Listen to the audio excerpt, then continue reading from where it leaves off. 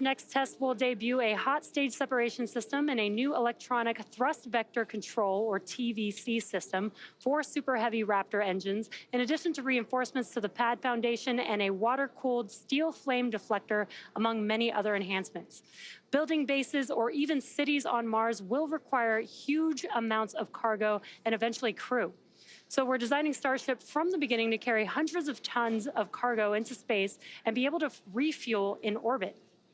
Before Mars, Starship will play a key role in the exploration of the moon. We're providing the lunar lander, which will return astronauts to the lunar surface for the first time in more than 50 years under NASA's Artemis missions. With the ability to deliver cargo and people to the lunar surface, we'll be ready to help humanity build a sustainable presence on the moon and learn how to live off-world before the next steps to Mars. Today, however, we are going a little closer to home with our Dragon spacecraft, where all of our learning on human space transportation began. And all the work and advancement we continue to make with Dragon in low Earth orbit will continue to pave the way for our future deep space missions with Starship. And now I'll turn it back to Jasmine at KSC to take a look at one of the payloads flying on today's mission. Jasmine? Thanks so much, Jesse. Yes, on today's mission, we are launching seeds from the Choctaw Nation of Oklahoma. And here to tell us more about the Growing Hope Initiative is Jacqueline Putman. Thank you so much for being here, Jackie. Halito and Tachikama, Jasmine. It's very nice to be here. My name is Jacqueline Harjo Putman. I am the coordinator for Choctaw Nation of Oklahoma. This is National Heritage Month, so this is Native American Month, so this is a very important month for us. We're sending up our traditional seeds in this. We're very, very excited about this. These are seeds that came down the Trail of Tears. These are seeds that were sown in the hems of our ancestors' garments, so they knew when they left Mississippi that they would have to have food to start over. So they had the forethought, and they would have never dreamed where we're going today. Right, Jacqueline, there's a lot of emotional significance to these seeds. Absolutely. So can you tell us about, you guys are going to plant them at Jones Elementary. How are these going to inspire the next generation? Oh, this is exciting. When they come back, what we're going to do is take them to Jones Academy. It's a Native American school that we have. And they're going to plant them. We're going to do the STEM program. We're going to do a side-by-side testing for what has been on Earth, what's gone out of space, do a comparison. We're getting these kids excited about science. We want to get new astronauts. We want them to know they have a future. That this is something that they can do. This is not out of range. Right. That this is something that they can have as well. Exactly. Jacqueline, we actually showed some pictures on screen of the different things that are going to be planted. What seeds, what kind of seeds are you sending? We're sending our traditional Tanchi flower corn. It can grow up to 20 feet tall. We've grown it to 18.5 feet. This is what we grind up and make our banana bread. Mm-hmm. We're sending our Choctaw sweet potato squash. It can last on the shelf up to a year. It's high in manganese, magnesium, zinc, vitamin A, and iron. And this is hoping the astronauts will hopefully take and grow themselves because they last. They're good for you. So, and then we have our Tanchi. We have our Smith peas. We have Chukfi peas. These are just really prolific peas that do really well, indoors, outdoors. And they're high in iron, and they're really prolific. So we're really hoping that they'll put these to use because that is awesome. Jackie, how are you going to incorporate this into the STEM curriculum? Well, actually, what we're doing is we're building a new garden. We've been talking about building a brand new garden over at Jones Academy for this program, so we could have extra produce for the kids to study and get them interested in this program, so that can lead to college educations, to NASA. Right. I mean. Exactly. Who could ever believe that we would be here at NASA today? Right. And we're kicking off Native American Month, so we're very excited and very honored. That is fabulous. Very poignant. Very good timing for this. Thank you so much, Jackie Putman. So this science and all the science launching today is made possible by the International Space Station, which celebrates 25 years of operation this month. Here's a look at some of the highlights from the past few decades on the orbiting laboratory. The ISS is the most incredible wonder of the modern world.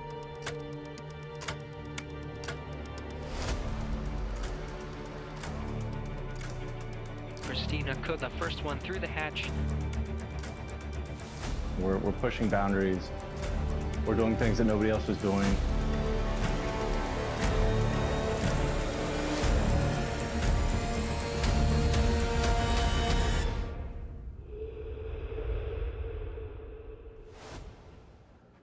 To learn learn more about the space station turning 25, keep an eye on NASA's social media channels for a video series debuting this Monday, November 13th.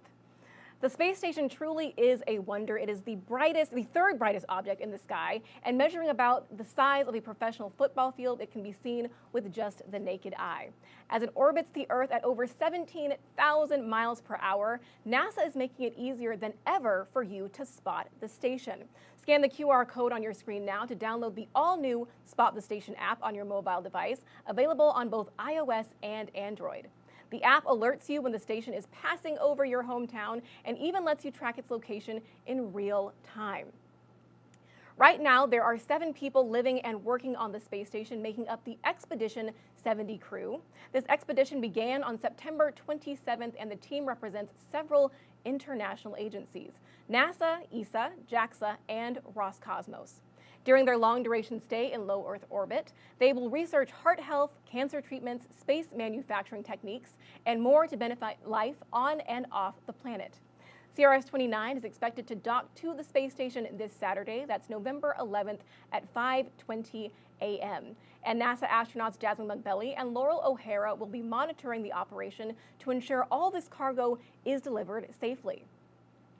All right, we're marching towards launch at T-minus 7 minutes and counting for liftoff of CRS-29. So let's bring back Steve here on Florida's Space Coast and Jesse live at SpaceX headquarters in Hawthorne, California, to walk us through the final moments of countdown and liftoff. Take it away. Thank you, Jasmine. It is just under 7.5 minutes until launch, and the SpaceX team is working no significant issues, and the vehicle is healthy. Weather is 100% go for T0, and the range is ready to support today's mission. At this point, Rocket Propellant 1, or RP1, fuel is completely loaded on the second stage and nearly complete on the first stage. Liquid oxygen, or LOX, loading is currently underway on both stages and will complete at the T-minus 2 minute mark. We just heard a call out for engine chill. We're also loading helium gas into both stages. Falcon 9 uses helium as a pressurant to backfill the propellant tanks, as liquid oxygen and RP1 are consumed by the Merlin engines during ascent. Helium load began before the broadcast went live and will continue to top off until about 1.5 minutes before launch. And SpaceX performed that engine chill just a few seconds ago, around T-minus 7 minutes. That's when the team flowed a small amount of liquid oxygen at minus 297 degrees into the Merlin engine's turbopumps. And you may have heard the call there. Stage 1 fuel load is complete. They're basically doing that engine chill. They're basically prepping the propulsion system for the full flow of liquid oxygen. And by doing this, they avoid a thermal shock to the system, and that ensures that engine startup goes well. Dragon also began its startup sequence at T-minus 35 minutes when it coordinated timing with the Falcon 9 rocket. The spacecraft is currently undergoing vehicle health checks. It'll enter terminal count at about T-minus 5 minutes, with the next big step just a minute before liftoff, when Dragon will transition to internal power.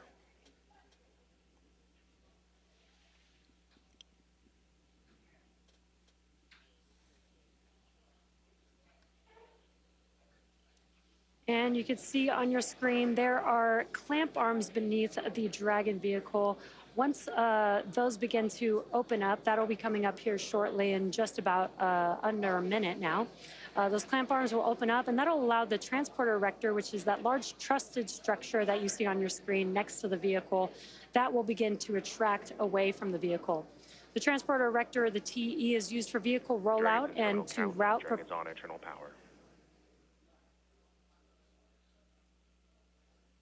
propellants and electrical power to the vehicle in preparation for launch. Now, once the clamp arms are fully opened, that'll allow some room for that TE to be able to move back from the vehicle.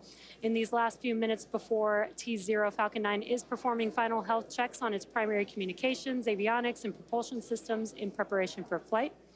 We may hear callouts that engines are sufficiently chilled as we get a little closer to liftoff, and then we did hear that call out that they are preparing for strong back retract. That is the TE that I just mentioned. And maybe a little hard to see, but the clamp arms should be opening very slowly there. Again, they are the arms just below the Dragon that you see there on your screen. And there you can see those clamp arms opening up. And again, as a reminder, the booster on your screen is flying for its second time and will be landing back on land at landing zone 1, which is not too far from the launch site. And there you can see that the clamp arms look like they're fully open now. That transport erector can now begin to move away from the vehicle. It will also be pretty slow and slight, but just enough to allow some room for the vehicle for liftoff. And at T-minus 3 minutes, 22 seconds and counting, we are waiting for a call for stage 1 liquid oxygen loading complete. This launch will take about 6,000 pounds of hardware, crew supplies, and science to the space station. Stage 1 LOX load complete. And there we have the call we were waiting for. Stage 1 LOX load complete. That is the liquid oxygen. One of the larger pieces of equipment that CRS-29 is carrying tonight is a technology demonstrator. It's called Illuma-T, and it'll transmit data to Earth on lasers.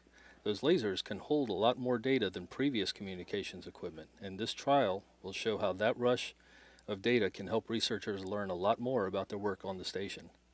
Dragon will be docked to the space station for about a month before returning home. At T-minus 2 minutes 25 seconds and counting, we are awaiting the checkouts of the second stage thrust vector control actuators.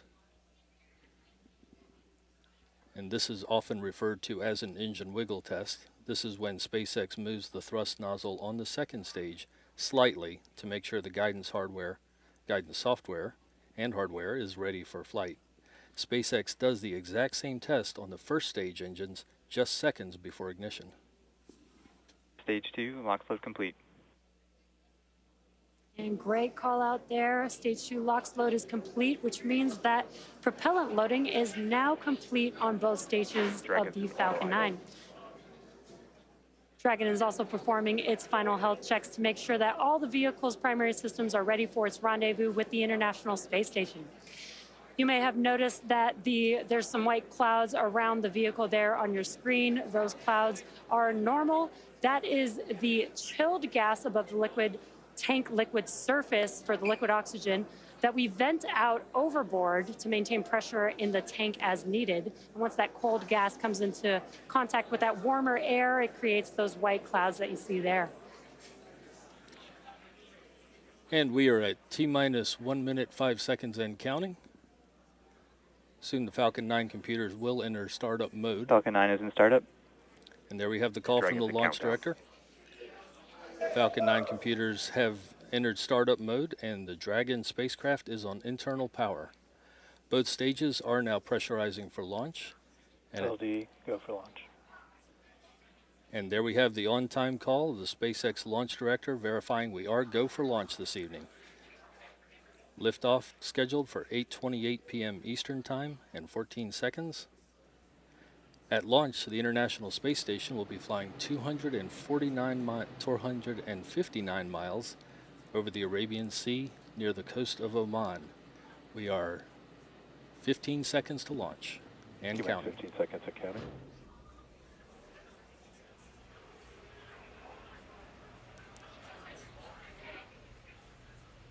T-minus 5, 4, 3, 2, 1, ignition, liftoff.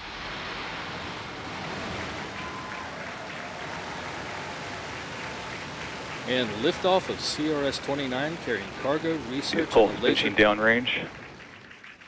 And a laser Engine communication. pressure is nominal. A laser communications demonstrator to the International Space Station now in its 25th year of orbital operations.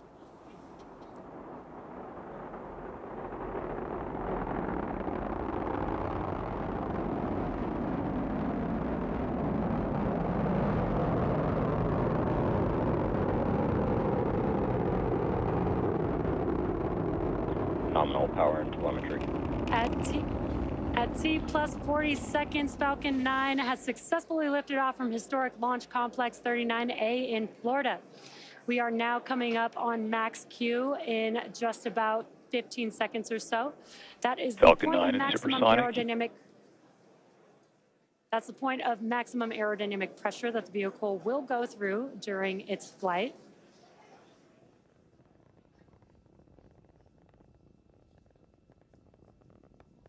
Max Q. And great call out there. We have passed through max Q. Now with that, we have 5 events coming up that will be back to back. First will be main engine cutoff. Main engine is that what you see on your screen. Those 9 Merlin engines are lit up right now, but we will have MECO, which is main engine cutoff. And that's where we'll shut down all of those engines that you see there on your screen. That'll slow the vehicle down in preparation for the next event called stage separation, which is where the first and second stages will separate from each other. Then the first stage will perform a flip to head back to our launch site for landing, while the second stage continues to light its Merlin vacuum engine to boost Dragon to low Earth orbit during SES-1, or second stage start 1. And the last event will be the first stage, starting up its 1-minute long boost back burn. Again, those events are coming up here in a few seconds. Main engine cutoff, stage separation, stage 1 flip, second stage engine start, and the boost back burn for that first stage vehicle. MECO. Stage separation confirmed.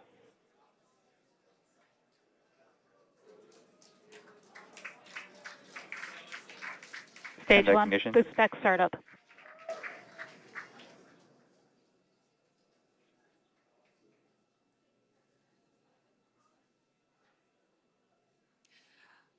Love those views on your screen. You could see stage separation with the first stage heading back to land, and the MVAC engine on your screen lit up.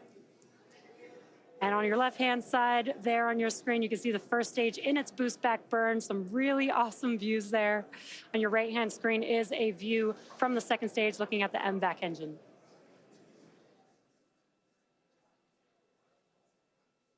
Again, this is just about a minute burn for this boost back burn on the first stage. It is the first of 3 burns required to bring the first stage back to landing zone 1.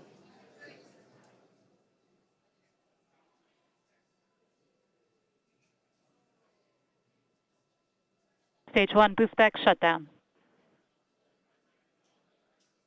And we just heard that call out, and you can see as the engines shut down on your screen, that concludes the boost back burn for the first stage vehicle.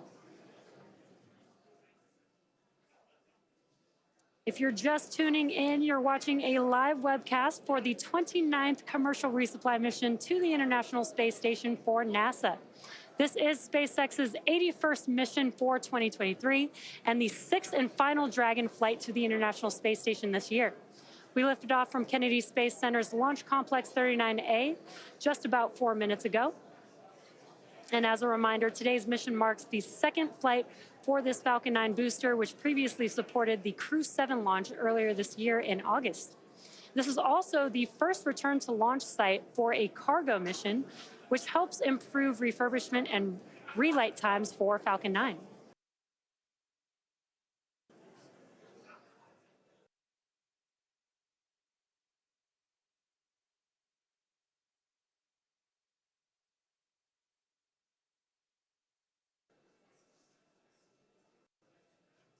And what you're seeing on your screen, again, is a live view on the second stage, looking at the MVAC engine there. For the first stage, in order to make its way back, Use 9 nominal trajectory. Merlin. Great call-outs there. Nominal trajectories for both vehicles. The entry burn is where we will relight 3 of the 9 Merlin 1D engines. This will help to slow the stage down as it re-enters back into the upper parts of the Earth's atmosphere. Then the third and final burn will be the landing burn. That is a single engine burn. The center E9 engine helps bring the vehicle speed down rapidly just before touching down on the landing zone. And again, the M1D engines have about 190,000 pounds of thrust, which is just enough lighting 1 engine to touch down for landing today.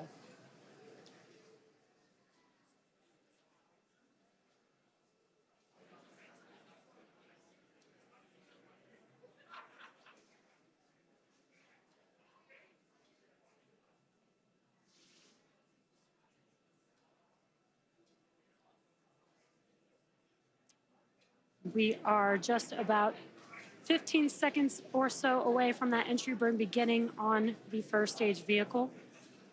We do use 4 grid fins on the first stage to help guide the vehicle back to its landing zone. They are 4 hypersonic grid fins comprised of titanium that are positioned near the top of the first stage. Stage 1, entry burn startup. There's that call out. The entry burn has begun. This burn will last just about 15 seconds Stage 1, or so. entry burn shutdown. And very quick burn, but as you can see, those engines shut down on your screen. That concludes the entry burn for the first stage vehicle. And you can kind of see the grid fins there with a little gleam of light on your screen. Stage 1, FTS is saved. Vehicles continue to follow a nominal trajectory. Excellent call outs. The first stage vehicle also has 4 landing legs near the base of the vehicle, and that they Stage 1 transonic. They're deployed just a few seconds before touchdown of the vehicle. And if successful, this will mark the 243rd time that we've recovered a first stage booster, and that includes Falcon 9 and Falcon Heavy missions. Stage 1 landing burn. There's that call out. The landing burn has begun. You can see it there on your left-hand screen. Let's watch as Falcon 9 touches down. Stage 1 landing leg deploy.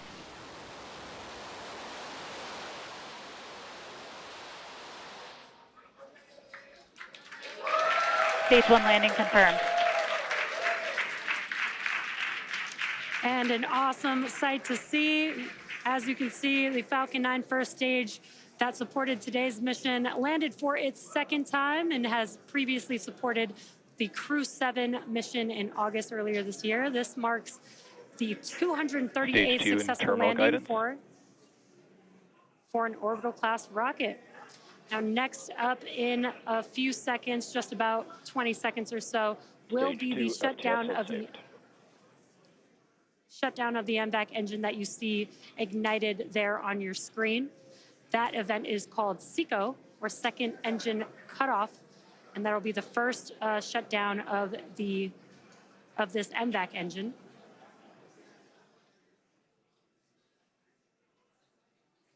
SECO.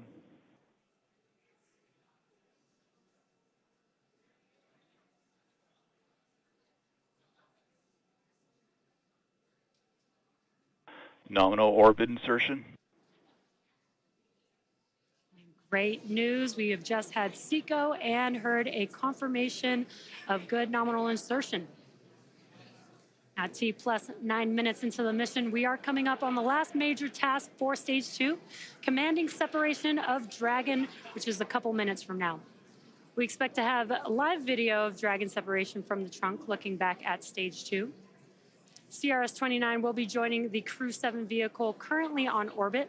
So we'll be back to having 2 Dragon spacecraft docked at the International Space Station. As for cargo, today we will be delivering more than 6,500 pounds of science, research, crew supplies, and vehicle hardware to the orbiting laboratory and its crew. And to date, SpaceX has sent and brought back over 300,000 pounds of crew and cargo to and from the space station. Again, the Dragon separation from Falcon 9's 2nd stage should be coming up here in just about a minute or so. And as a reminder, this is the 2nd flight for this Dragon capsule, having previously supported Crew 7's trip to space in August. Today's flight also marks the 21st reuse of a Dragon vehicle overall.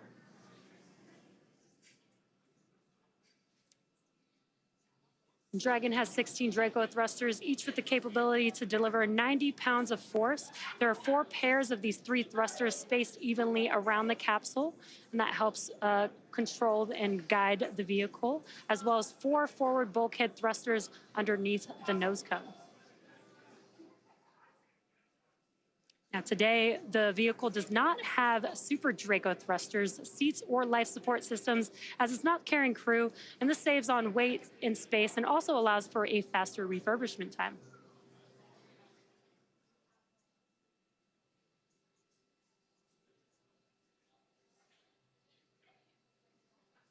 Now, while initial designs of Dragon carried solar arrays extended outward from the trunk, the cylindrical structure located directly behind the Dragon capsule, the current Dragon has these arrays fixed directly to the trunk. And you may see a dark side of the trunk and a light side of the trunk. The dark side is those solar panels, while the light side is a radiator to help keep the spacecraft cool.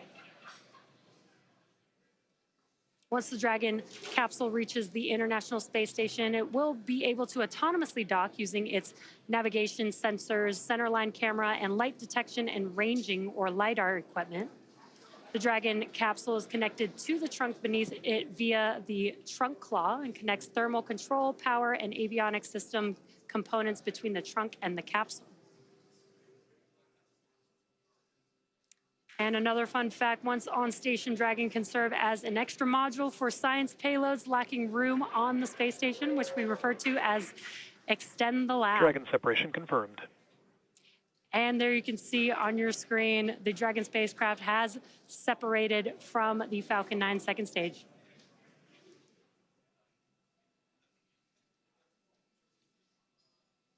Now, if you're just now joining us, you're watching a live broadcast for the 29th commercial resupply mission to the International Space Station for NASA. This is SpaceX's 81st mission this year and 6th and final Dragon flight to station for 2023.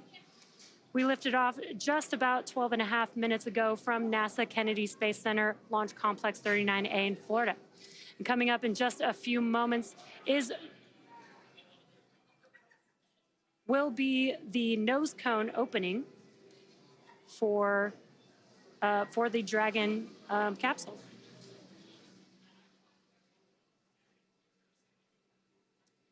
All right, so that will do it for me here in Hawthorne. So we are going to send it over to Chelsea in Houston to talk us through the nose cone opening. Chelsea?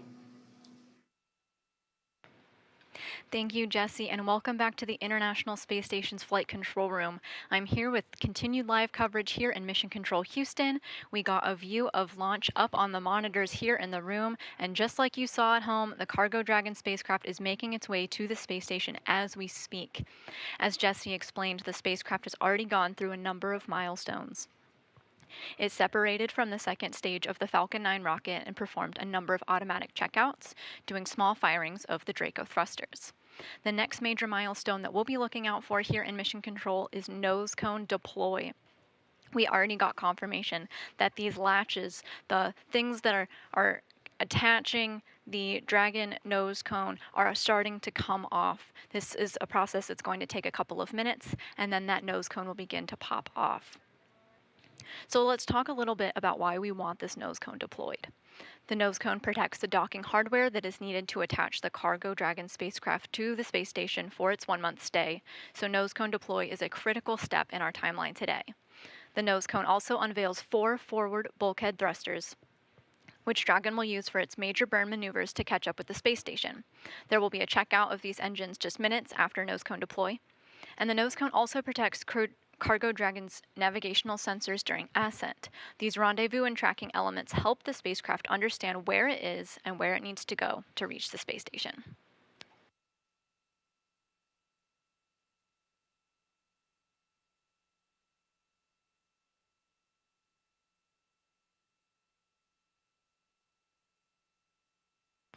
So overall, the nose cone is there to protect the docking hardware, the forward bulkhead thrusters, and the rendezvous and tracking elements during launch. And now the nose cone is in the process of opening up so the spacecraft can use those elements. There are 2 sets of 6 latches positioned around the docking ring, so 12 latches total need to be unlatched before the nose cone can swing open. This could take a couple of minutes to complete, and once they're open, then the nose cone will start to slowly swing open. This is a process that could take an additional 5 minutes, and we hope to get live views of this from the Cargo Dragon spacecraft later on.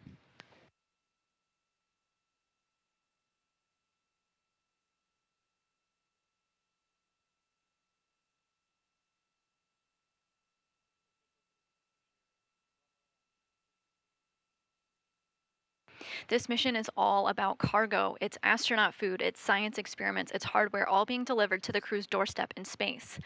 They're in their sleep period right now, but they'll wake up to the news that their package is on its way. NASA astronauts Laurel O'Hara and Jasmine Mogbelli will monitor the spacecraft's arrival on Saturday. We're waiting for confirmation of a good nose cone deployment of the spacecraft, which can take a few minutes for those latches to open. But after the nose cone is open, Mission Control will continue to monitor the spacecraft's journey, including a scheduled phase burn that the Cargo Dragon will perform autonomously.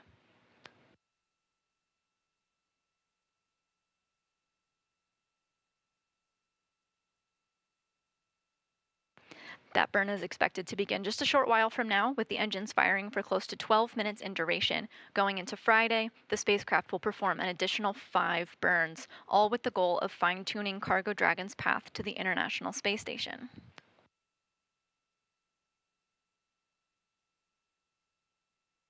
Moving on to early Saturday here in Houston, the spacecraft will be in the vicinity of the space station. A team here in Mission Control will work closely with SpaceX headquarters in Hawthorne, California. They'll monitor as the spacecraft autonomously moves through the steps and checks required for docking. Today's Cargo Dragon will be parked in the space station's Node 2 forward port. Node 2 is also known as the Harmony module, and it has been unoccupied since NASA's SpaceX Crew 6 crew departed the space station in September of this year. The Crew 6 spacecraft was a Crew Dragon. Its departure brought NASA astronauts Steve Bowen and Woody Hoburg home, along with their crew members Sultan Al-Niyadi and Andrei Fadjayev. But in its place will be today's Cargo Dragon when it docks on November 11th. NASA's Anna Schneider will be here in Mission Control with live coverage of docking Saturday morning. But this spacecraft has a lot of milestones to hit before it arrives, including the opening of the nose cone. It's a step that the spacecraft is working on right now. We're waiting for confirmation that all 12 latches around the docking ring are open. And those rings are open and the nose cone is starting to open up. So you're getting the view from the inside of the Cargo Dragon spacecraft. We're looking at the nose cone now. This is the very tip of the spacecraft, the tip of the rocket you were looking at on the launch pad. This is the nose cone opening up, and right underneath it we'll get a view of the vacuum of space.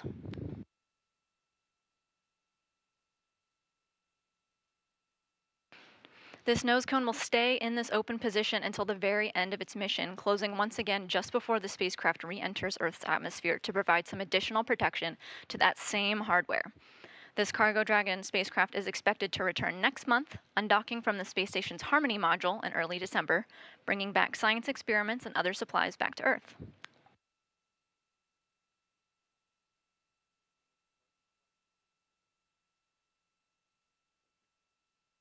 Again, on your screen, you were seeing some motion moments ago. This is the nose cone of the Cargo Dragon spacecraft opening up. This maneuver was allowed by 12 latches that unhooked themselves, one set of 6 at a time, allowing free motion of the nose cone that you see in motion here.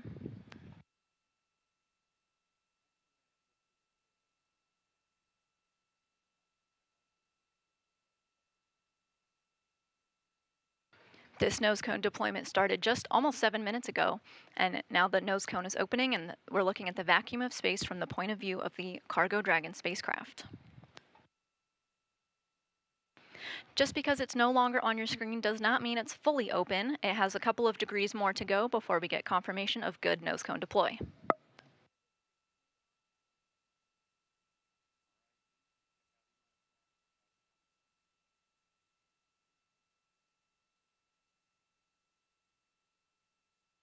As a reminder, opening up this nose cone allows for access to the docking hardware underneath, critical for the Cargo Dragon spacecraft to attach itself to the space station. It also unveils the forward bulkhead Draco thrusters and navigational sensors that Dragon will help to understand its position in space and also make it find its way to the space station.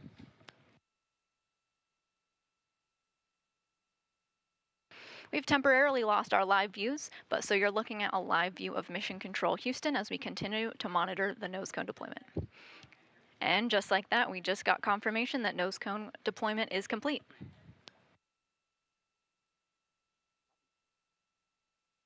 This is a critical milestone for the Cargo Dragon spacecraft on its way to the International Space Station. Once again, we got confirmation that the Cargo Dragon nose cone has deployed. I do have a special guest joining me today.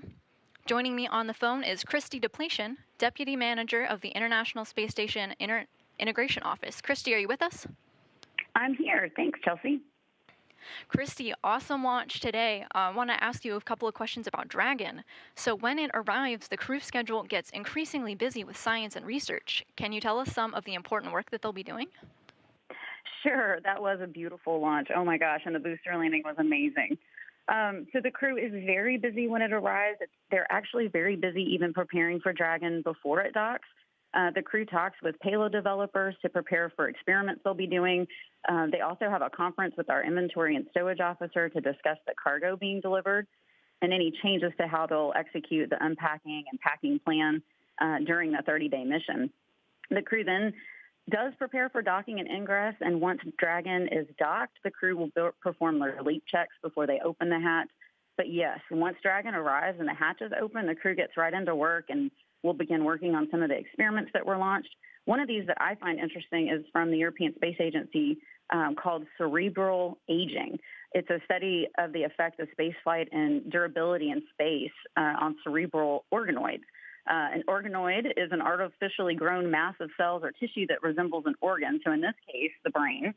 The overall goal of this experiment is to study the aging process in cerebral organoids derived from normal individuals and those patients with accelerated aging that may or may not be displaying hypersensitivity to UV radiation conditions, similar to what living organisms are exposed to during spaceflight. So this experiment will help us learn more about the effects of space conditions on our brains as we prepare for even longer duration space flights. And of course, the crew will be busy unpacking Dragon, and they are always excited to get the fresh food. As you mentioned earlier, we have some holiday-type food the crew can enjoy, like turkey, cranberry sauce, cheeses, and chocolate. So I think they'll enjoy that a lot. A reward for their hard work. Some science and some goodies. Sounds Yes. awesome. So looking ahead, 1 month from now, Dragon has completed its mission. Can you share some of the hardware or research that Dragon is going to bring home back to Earth? Yes, that's a great question. Our return missions are very important, just like launches are. They bring home research cargo as well as systems hardware that needs to be refurbished before we return it back to station. So the station is like our home and has equipment that needs repair and maintenance occasionally too. We are planning to return a few items on this flight for repair, including a resistive exercise device flywheel that provides the forces to simulate some 1G exercise for the crew. Another is a camera assembly that provides video feedback during our on-orbit robotic operations. And we're also returning the hardware that is part of the environmental control system for the plant habitat for repair. So this control unit keeps an eye on the humidity and other environmental factors within the plant habitat. So if you've seen pictures of tomatoes or peppers recently from station, they may have been growing in that facility. As far as the research over the next month, the crew will complete many, many experiments, and then a lot of that research will come home for the scientists to have in a pretty rapid timeline. So that allows them to get their results pretty quickly. Christy, thank you so much for joining us here today. Sure. Thanks for having me. So back here in the International Space Station's flight control room, flight controllers are going to continue monitoring the next milestones of the Cargo Dragon as it makes its way to the International Space Station. They're going to continue to look for some upcoming milestones going into Friday and then Saturday as the Dragon arrives into the vicinity of the space station, getting ready for docking. So that's it here from Mission Control. Back to Jasmine and Kennedy. Thank you so much, Chelsea. That's going to wrap up our launch coverage of the 29th Commercial Resupply Services mission from both NASA and SpaceX to the International Space Station. As a reminder, docking is set for Saturday. That's November 11th at 5:20 a.m. and live coverage for that operation is scheduled at 3:45 a.m. Eastern. Thanks again for joining us tonight. We'll leave you with a replay of the beautiful launch. And until next time, go NASA, go SpaceX, and go CRS-29.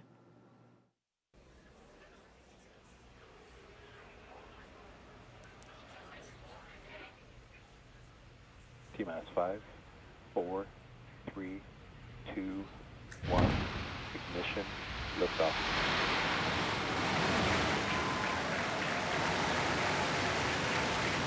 And liftoff of CRS-29 carrying cargo, research, Vehicle and a laser pitching downrange. And a laser communication. Engine pressure is nominal. A laser communications demonstrator to the International Space Station now in its 25th year of orbital operations.